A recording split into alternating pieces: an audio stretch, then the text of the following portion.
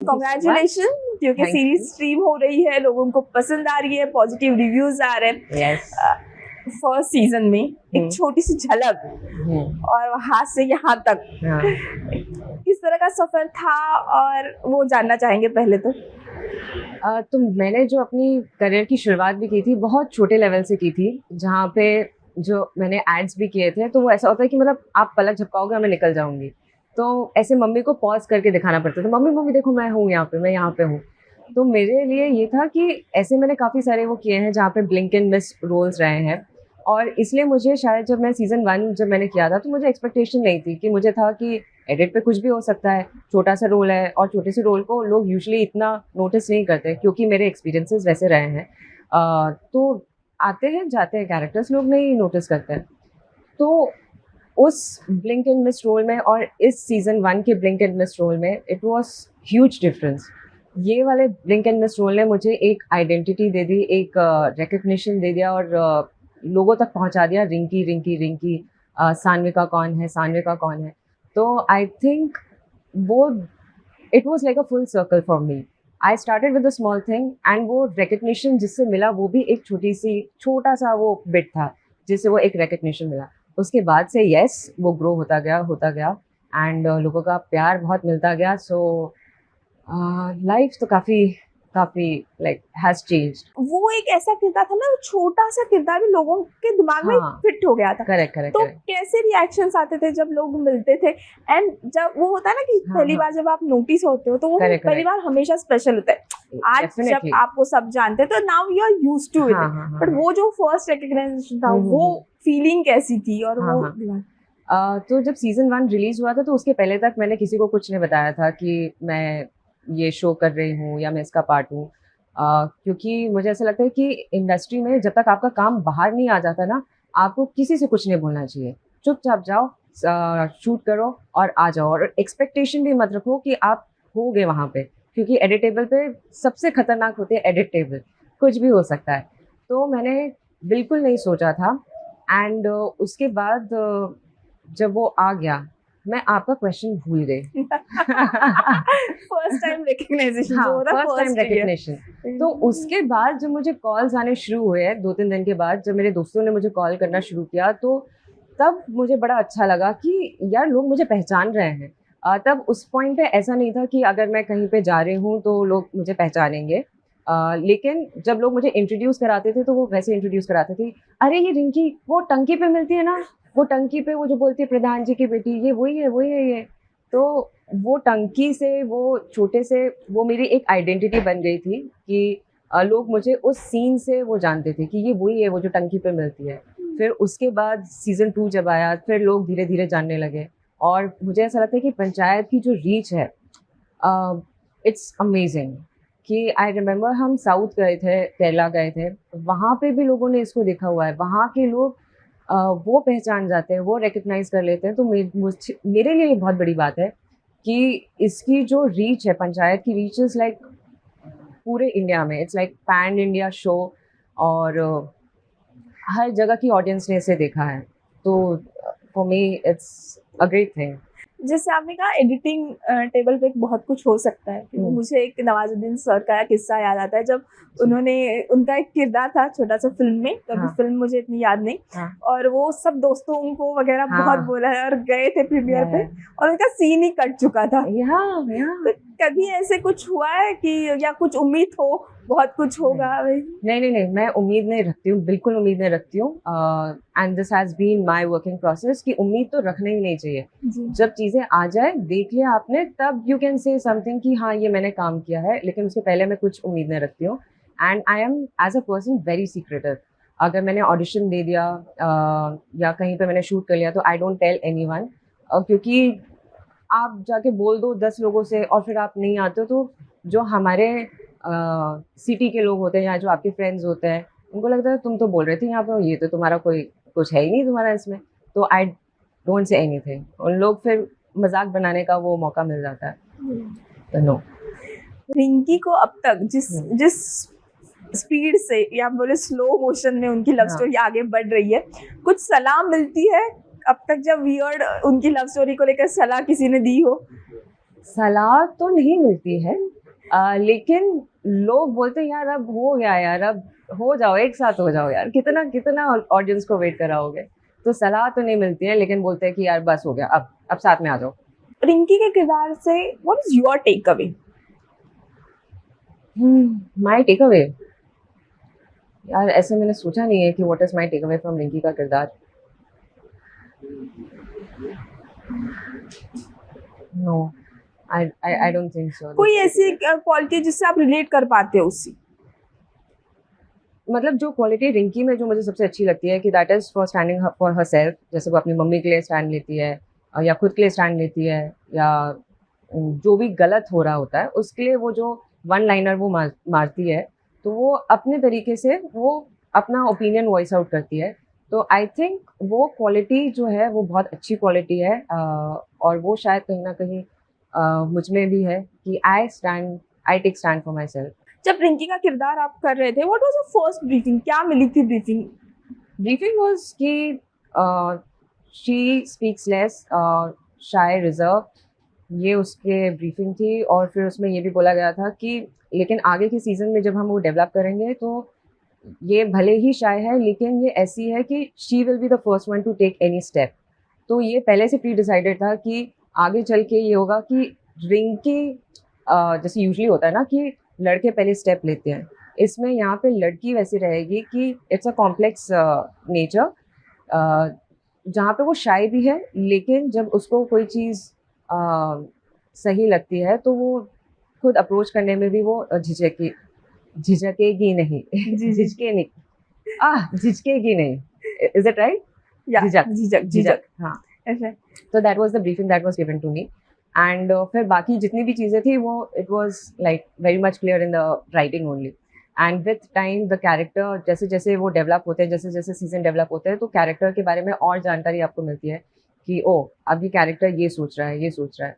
तो yes, it Rinki के बारे में विथ सीजन आपको पता चलता है कि ये किस डायरेक्शन में है, कहाँ जा रही है, क्या उसकी सोच है।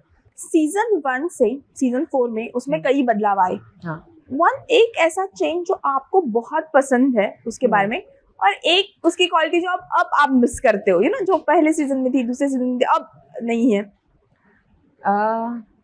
मुझे ऐसा लगता है कि season 1 was more fun, like light hearted space. वो अभी भी लाइट हार्टेड स्पेस में है लेकिन और वो लाइट हार्टेड हो सकता है इन माय ओपिनियन। एंड दूसरा मुझे ऐसा लगता है कि Rinki is still little unexplored, तो वो चीज़ like what she actually stands for, उसका जो आगे की जर्नी या उसका थॉट प्रोसेस क्या है, वो शायद वो कहीं ना कहीं वो एक्सप्लोर किया जा सकता है। तो these are the things that I feel कि हो सकता है। बट जब भी हम पंचायत की टीम से बात करते हैं ना, एक कंप्लेंट जरूर होती है, गर्मी। हाँ, तो किस तरह से इस बार हमने ठंड में शूट किया था, Right. तो इस बार ठंडी मेरे लिए दिक्कत थी क्योंकि मुझे ठंडी बिल्कुल सहन नहीं होती। मैं ऐसी इंसान हूँ जो बॉम्बे में भी जैकेट पहन के घूमती हूँ और कई बार पंखा बंद करके सोती हूँ, तो मुझे बहुत ठंडी लगती है। तो मेरे लिए जब हम नाइट शूट करते थे तो टेम्परेचर कुछ 8-9 डिग्री तक चला जाता था। एंड फॉर मी एक स्वेटर इज़ नॉट सफिशिएंट। मैं पहनती हूँ मोटी जैकेट और मेरे सॉक्स पहने रहते हैं और फिर वो जो हीट पैड्स आते हैं तो वो हीट पैड्स लगे रहते हैं। और जब टेक करना रहता है तो आपको अपना वो जैकेट हटाना है, मोजे हटाने हैं, वो हीट पैड्स हटानी है। तो मेरे को वो 5 मिनट 10 मिनट तक जब तक वो शॉट चलता था तो मेरे को इतनी ठंडी लगती थी कि मैं क्या बताऊँ। For me it was like very difficult, ऐसा करती रहती थी। तो that was like for me like weather has always been a challenge, whether it is गर्मी और इट इज़ ठंडी, लेकिन मज़ा आता है। मज़ा आता आप जब शूट करते हो, लाइक एक तो एक जगह पे ही सब लोग रहते हैं, है। वो हाँ। माहौल कैसा होता है? तो यूजुअली जब हम शूट कर लेते हैं, शूट के बाद सब अपने अपने होटल्स चले जाते हैं। तो कुछ लोग जैसे मैं सो जाती हूँ, ठीक है। मैं इतनी थकी हुई रहती हूँ क्योंकि शूट पे जाने से पहले I wake up like at least 2 to 3 hours prior to that. और फिर घर जाके फिर मेकअप हटा के आपका लाइक स्किन केयर रूटीन करके खाना खा के फिर जल्दी सोना भी पड़ता है क्योंकि मेरे को जल्दी उठना पड़ता है। तो इस सीज़न में तो मैं जल्दी सो गई थी, लेकिन यूजुअली जैसे फैज़ल सर हैं, बाकी की टीम है, तो वो बैठ के एंजॉय करते हैं रोज़। There is a pool over there, वहाँ पे सब बैठेंगे, गपशप होएगी, आगे का सीन क्या करना है, आज पूरे दिन में क्या हुआ, आज पूरे दिन क्या हुआ, तो ये सारी चीज़ें चलती रहती हैं। मैं सो जाती हूँ यार। पानी की टंकी जो है उसे एक बार हमने शोले फिल्म में देखा था, वो हाँ आइकॉनिक जी, सीन बन गया था। हाँ, उसके बाद उसे आप लोगों ने फेमस कर दिया। हाँ। इससे पहले कभी वो पानी की टंकी पे चढ़ना हुआ था आपका? नहीं, कभी नहीं। तो पहली बार और अब मैं चढ़ना भी नहीं चाहूँगी, क्योंकि पानी की टंकी यार रिस्की होती है, क्योंकि वो ऐसे हिलती-डुलती रहती है। इवन दिस टाइम भी हमने शूट किया है पानी की टंकी पे। मैंने सीज़न देखा नहीं है, सो आई डोंट नो वो है कि नहीं है, वो सीन है कि नहीं है। लेकिन जब हम शूट कर रहे थे पानी की टंकी पे, तो इस बार जैसे कि सीज़न 1 में सिर्फ 2 लोग थे और 1-2 टीम लाइट के लोग थे। इस बार काफ़ी सारे लोग चढ़े थे, क्योंकि वो सीन वैसा था। समटाइम्स एक्टर्स को जो मेकअप आर्टिस्ट हैं, फिर लाइटमैन है और फिर डायरेक्टर है, फिर और 2-3 लोग हैं, तो बहुत सारे लोग चढ़े थे। तो मैं तो फिर भी नॉर्मल थी इस बार। जी तो बहुत डरा हुआ था इस बार कि अरे भाई उतरो यार, तुम लोग क्या है, एक जगह खड़े रहो, क्योंकि जैसे ही मूवमेंट होता है वो टंकी मूवमेंट करने लगती है। तो यस, चढ़ना तो नहीं चाहूंगी मैं। बट वो टंकी भी आप लोगों ने बनाई है सेट पे या फिर नो नो नो। सो ये टंकी was never in the concept. तो जब ये राइटिंग की गई थी और जब रेकी हो रही थी for panchayat office and the full गांव, तो वो पंचायत ऑफिस के बाजू में वो टंकी थी। अब वो टंकी बहुत ऑड लग रही थी, तो अब वो टंकी का कुछ यूटिलाइज करना था।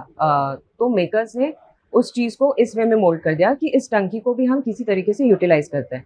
तो it was a very smart writing और आइडिया फिल्म मेकर्स का कि इसमें यहाँ पे वो एंगल देते थे, रोमांस एंगल दे देते।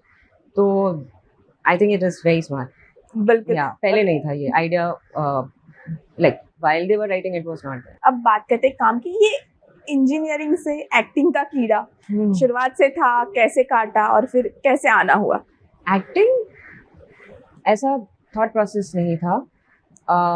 विथ टाइम वो चीज़ चेंज हुई एंड आई सेड कि ओके लेट्स ट्राई, क्योंकि इंजीनियरिंग 4th ईयर तक मेरी स्टडीज़ का हो गया था। आई वाज लाइक नो, अब मेरे को पढ़ाई नहीं करनी है। एंड MBA का मैंने सोचा था, बट फिर उसमें फिर पढ़ना पड़ता मुझे। तो मैं I was so done with studies कि अब मेरे को पढ़ाई नहीं करनी है। तो I was exploring more options, और मुझे तब ये था कि मुझे घूमना है, कोई मुझे घुमाने ले चले बस। तो I had always in my mind कि कोई ट्रैवल वाले जो ऑप्शंस होते हैं, जैसे होस्टिंग कर दिया, ट्रैवल होस्ट वाले। तो एक तो आप फ्री में घूमते हो और सारी चीज़ें फ्री में होती है, और आप घूम भी रहे हो, इन्जॉय भी कर रहे हो, आपको उसकी इनकम भी मिल रही है, सारी चीज़ें। तो that was in my head. So at the same time, when my friend was working in this industry, and she said like try for costume AD and all that. So that is how I got exposed to this industry. I did work as an AD in 2-3 ads, and then at the same time I started giving auditions like वो भी ऐसा था कि try करके देखते हैं. It was not in my head कि करना ही करना है, try. तो try करते करते वो होने लगी चीज़ें, and as an actor you are paid well. क्योंकि वो स्टार्टिंग में भी जो इनिशियल अमाउंट मिलता था, it was not a very huge amount, छोटा अमाउंट था, लेकिन वो वनडे के हिसाब से मुझे बहुत बड़ा लगता था।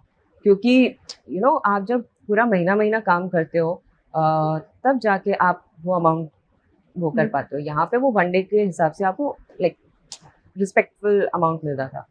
तो आई वॉज लाइक कि यार ये तो बढ़िया है। तो फिर मैंने बोला कि हाँ अब मैं यही करूँगी, and it was like a gradual process how it turned कि okay ये मुझे यही करना है. Like with time when I was working on different sets, I used to get like appreciation, and चीज़ें धीरे धीरे क्रैक हो रही थी. Though there used to be like lot of gap from one project to other, but चीज़ें कुछ ना कुछ चल रही थी, छोटे छोटे लेवल पे चल रही थी, बट चीज़ें चल रही थी. Yeah, so for me वो जो appreciation मिलता था, especially when I was in Teddy Band, Yashraj की फिल्म थी. It was a very small character role, but I got like lot of appreciation in that thing. तो फिर I decided कि यार मुझे यही करना है. उसके पहले तक मैं ट्राई कर रही थी. जब बना बनाए करियर है, डिग्री मिलने वाली है और बेटी सडनली एक्टिंग के दुनिया में जाना चाहती है, और जिसमें कोई मतलब पता ना गॉडफादर नहीं है, कोई कनेक्शन नहीं है, घर वालों का क्या रिएक्शन था? घर वाले बड़े सपोर्टिव थे मेरे लिए भी शॉकिंग था, लेकिन बहुत सपोर्टिव थे। सबसे पहला सपोर्ट जो था वो मेरी माँ का था। My mother has always supported me. उन्होंने बोला कि तुम्हें जो करना है तुम वो करो, मैं तुम्हारे साथ हूँ, और अगर कुछ नहीं भी हुआ तो कोई बात नहीं, मतलब मैं हूँ यहाँ पे, you can always come back. तो ये था कि मम्मी ने बोला कि तुम्हें बाद में कभी वो नहीं होना चाहिए कि मैं तुम्हारी वजह से नहीं बन पाई, है ना। वो कंप्लेन का मौका नहीं देना चाहती थी मम्मी मुझे। तो मम्मी बोली कि मैं हूँ, मैं सपोर्ट करूँगी, तुम्हें जो करना है तुम वो करो। तो support system has always been there. But कभी कभी नोइंगली अननोइंगली ये होता है ना कि कभी कभी हम सामने वाले किसी को देखते हो पर्दे पे, बड़े पर्दे पे, टीवी पे, और फिर कहीं ना कहीं दिमाग में वो ख्याल आता है कि काश मैं भी ये बने। तो ऐसे कोई एक्टर से इंस्पायर, मतलब नोइंगली अननोइंगली, जिन्हें देख के ऐसे लगता था कि ना मैं भी शायद। बचपन में मुझे कभी नहीं लगा, honestly speaking. It is only I started working in this industry, तो I get mesmerised with personalities. Right. ठीक है, मतलब एक्टिंग तो चलो of course it's a part of it. मुझे ऐसा लगता है कि जो ओवरऑल पर्सनैलिटी है that is very important, and I feel Priyanka Chopra has amazing personality. मतलब जब वो बोलती हैं, everything is like so on point. I just love her and the kind of persona she is having, और हर जगह जो एक मार्क उनने छोड़ा है, चाहे इंटरनेशनल लेवल पे, नेशनल लेवल पे, I think she is very gutsy. कभी मिलने का मौका मिला? No, I really want to, but अभी तक तो नहीं। फिर उम्मीद है आगे मिले। Hopefully yes. First starstruck moment? Starstruck moment, I usually don't get starstruck, but जब I no, I usually don't get starstruck, but I found Deepika Padukone very beautiful. I did an ad where I was in the background, and she walks in. Oh my God, she's beautiful. She's beautiful. Like her skin tone, her persona, she's really, really beautiful. So I was like, she's so pretty. And I was just looking at the screen when the camera was on her, and हम जब frame में नहीं थे, and जब हम camera frame देख रहे थे, आई वाज लाइक कि कोई इतना सुंदर कैसे हो सकता है यार। She is like very beautiful, very perfect. And जैसे कि आपने कहा कि कभी कभी एक होता है कि काम मिलता है, फिर एक इंतजार करना पड़ता है, फिर काम मिलता है। तो जब शुरुआत में, अब फिर भी लोग आपको जानते हैं, शुरुआत में जब शुरू किया था, काम मिल रहा था, तो एक स्ट्रगल होता है जब किसी का कोई सपोर्ट नहीं होता। अब जब आप मुंबई में आते हो तो वो आपकी स्ट्रगल स्टोरी क्या है? और ऑनेस्टली मैंने उस चीज़ को स्ट्रगल जैसे लिया नहीं है जी। मुझे ऐसा लगता है कि आप कोई भी चीज़ शुरू करो, चाहे आप नौकरी करो, चाहे आप इस इंडस्ट्री में रहो, या कोई भी दूसरी चीज़ करो, तो वो स्ट्रगल सबका अपना स्ट्रगल होता है। मैंने उस चीज़ को एंजॉय किया है। येस, देयर बीन मोमेंट्स जब पैसे नहीं होते थे, या मैगी पे आप पूरा दिन बिताते थे, या जब ऑडिशन देने आती थी मैं यहाँ पे तो वड़ा पाव खाती थी, क्योंकि वड़ा पाव उस टाइम पे 10 रुपये का मिलता था। तो 10 रुपये में काम हो जा रहा है, पेट भर जा रहा है आपका। और फिर to save money at that point, क्योंकि घर से भी जो पैसे आते थे वो बहुत लिमिटेड आते थे, कि मेरा रेंट और मेरे जो बिल्स है वो निकलते थे, 1-2 हज़ार रुपये बचते थे for travelling. So I use to save money as much as I can. So वहाँ से मैं ऑटो से आती थी, so I use to stay in DN Nagar, तो वहाँ से यहाँ तक आने में का कुछ 30 रुपीज़ लगता था। फिर आराम नगर से मैं अपने घर तक लाइक रोज़ वॉक करके जाती थी। So I use to walk like minimum of 6-7 kilometres every day. मतलब सिर्फ वॉक का ही नहीं जोड़ रही हूँ, कई बार कई बार ऐसे भी जाना पड़ता था। तो I use to save money in that sense, but I don't think so that is struggle. वो मनी मैनेजमेंट कह लो आप, कि वो मनी मैनेजमेंट मैंने वहाँ से वो सीखा कि if you really want to save money, आप सेव कर सकते हो।